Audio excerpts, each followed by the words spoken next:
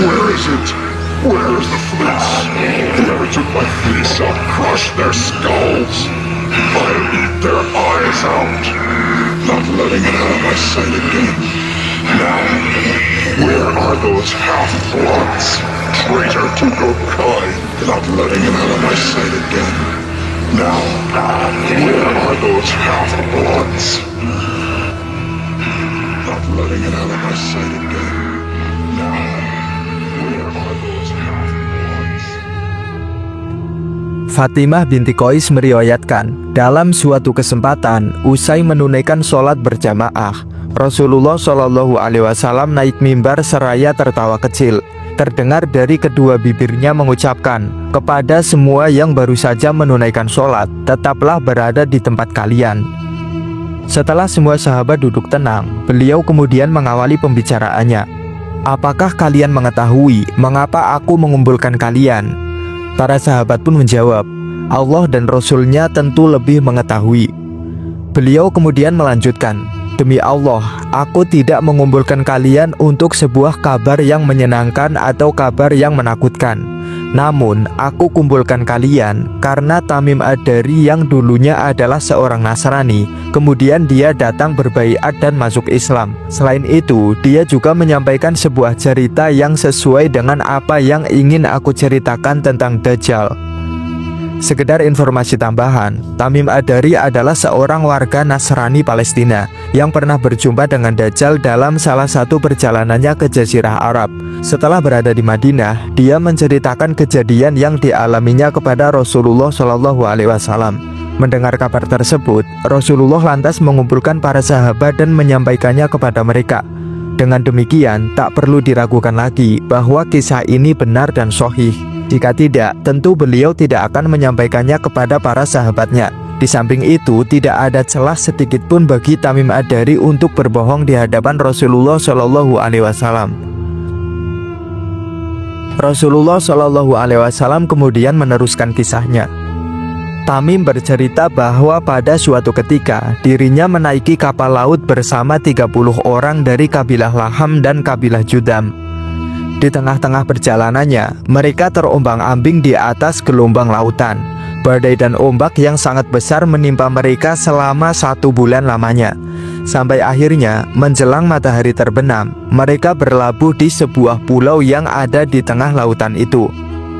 Mereka duduk tak jauh dari kapal. Beberapa waktu kemudian, mereka masuk ke dalam pulau, dan di situ mereka menjumpai seekor hewan yang memiliki bulu sangat lebat. Saking lebatnya bulu hewan tersebut, mereka tidak tahu mana bagian depan dan mana bagian belakangnya. Mereka kemudian memberanikan diri untuk bertanya kepada hewan itu, "Celakalah, hewan apakah engkau?" Anehnya, hewan itu bisa menjawab, "Aku adalah Al-Jassasah." Mereka kembali bertanya, "Apa itu hewan Al-Jassasah?" Hewan itu kemudian berkata lagi, "Wahai sekalian kaum, pergilah kalian kepada seorang laki-laki yang berada di sebuah biara, sebab dia sangat merindukan kabar dari kalian." Setelah hewan tersebut menyebutkan seorang laki-laki, Tamim dan rombongannya menjadi ketakutan. Jangan-jangan hewan itu adalah setan.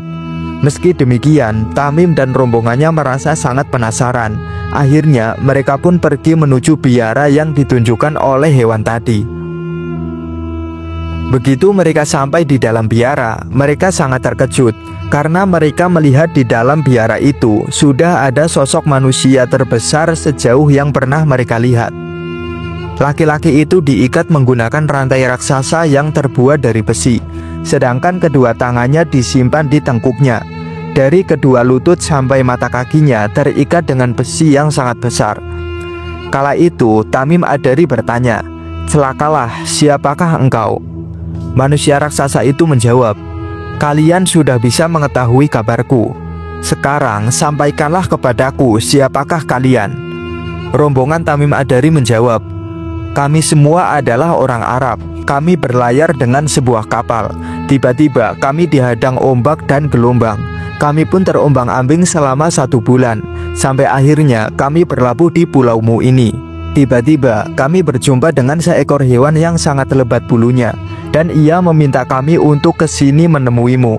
Sebab, kata hewan tersebut, engkau begitu merindukan kabar dari kami, sehingga kami pun segera menemuimu. Laki-laki itu kemudian berkata, sekarang sampaikanlah kepadaku tentang kurma baisan. Kemudian Tamim Ad-Dari berkata, tentang apa yang ingin engkau tanyakan? Yang aku tanyakan kepada kalian, apakah kurma itu masih berbuah? Masih, jawab Tamim Ad-Dari. Lalu laki-laki itu berkata lagi, andai kurma itu nyaris tak berbuah. Sekarang sampaikanlah kepadaku tentang danau At-Tobariyah. Tanya laki-laki itu kembali. Tentang apanya yang ingin engkau tanyakan? Tanya Tamim Ad-Dari. Kemudian laki-laki itu berkata, apakah danau itu masih terisi air? Ya, danau itu masih banyak airnya. Sekiranya air danau itu sudah hampir kering, ucap si laki-laki tersebut. Laki-laki itu kembali bertanya, sekarang kabarkanlah kepadaku tentang sumur Zuhor. Tentang apanya yang ingin engkau tanyakan? Tanya Tamim Ad-Dari. Apakah sumur itu masih ada airnya? Apakah warga sekitar masih bercocok tanam dengan air sumur tersebut? Rombongan Tamim Ad-Dari pun menjawab, masih, bahkan airnya masih banyak dan para penduduknya masih berkebun dengan memanfaatkan airnya. Laki-laki itu kembali menanyakan pertanyaan lainnya. Lalu kabarkanlah kepadaku tentang nabinya orang-orang Arab, apa yang telah dia lakukan. Tamim Ad-Dari menjawab, nabi itu lahir di Mekah dan hijrah ke Madinah. Apakah nabi itu diperangi oleh orang-orang Arab? Tanya laki-laki itu kembali. Iya benar, nabi itu diperangi oleh orang-orang Arab, jawab rombongan Tamim Ad-Dari. Lalu apa yang nabi itu lakukan terhadap orang-orang Arab? Rombongan Tamim Ad-Dari pun mengabarkan sejelas-jelasnya bahwa sang nabi telah muncul di tengah masyarakat Arab dan ditaati oleh mereka. Laki-laki itu bertanya lagi, apakah itu semua sudah terjadi? Ya benar, itu semua sudah terjadi, tegas Tamim Ad-Dari. Lalu laki-laki itu berkata, ingatlah, sesungguhnya nabi itu lebih bagus bagi mereka jika mereka menaatinya. Karena itu, aku akan memberitahu kalian tentang siapa aku. Sesungguhnya aku adalah Al-Masih.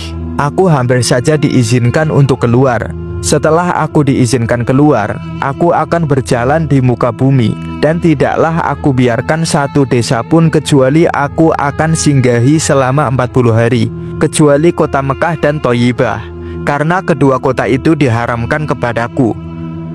Setiap kali aku akan masuk ke dalam kedua kota itu atau masuk ke dalam salah satunya, maka aku akan dihadang oleh malaikat dengan membawa pedang yang terhunus untuk menghadangku.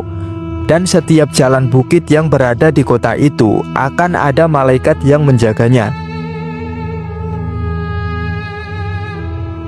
Di akhir kisahnya, perawi hadis ini yakni Fatimah binti Qais menambahkan, Rasulullah Shallallahu Alaihi Wasallam bersabda sambil mengetukkan tongkatnya ke mimbar, inilah Thayyibah, inilah Thayyibah, inilah Thayyibah. Maksud dari Thayyibah adalah kota Madinah.